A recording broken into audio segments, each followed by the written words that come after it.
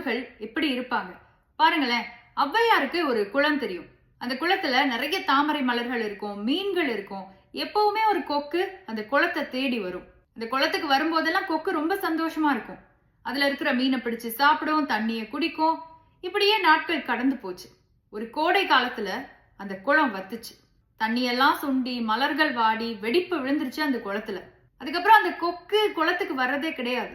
ஆனா அதே நேரத்துல பாக்குறாங்க, வற்றி போன குளத்தோட மீன் எலும்புகளும் தாமரை கொடிகளும் இன்னும் அங்கேயே தான் இருக்கு. இத பார்த்ததும் ஔவையாருக்கு இப்படி எழுத தோணுது. உண்மையான உறவுகள் யார் தெரியுமா? இந்த குளம் வத்துனதுக்கு அப்புறமும் இந்த குளத்தோடயே ஒட்டிட்டு இருக்கே தாமரை கொடிகளும் மீன்களும், அது மாதிரி இருக்கிறவங்க தான் உண்மையான உறவுகள். எந்த நிலையிலயும் உங்க கூட இருப்பாங்க, உங்களை தனிமைப்படுத்த மாட்டாங்க.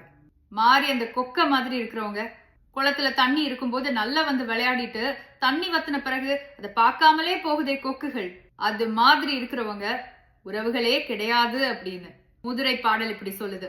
அற்ற குளத்தில் அருநீர் பறவை போல் உற்றுளி தீர்வார் உறவல்லர் அக்குளத்தில் கொட்டியும் மாம்பலும் நெய்தலும் போலவே ஒட்டி உருவார் உறவு.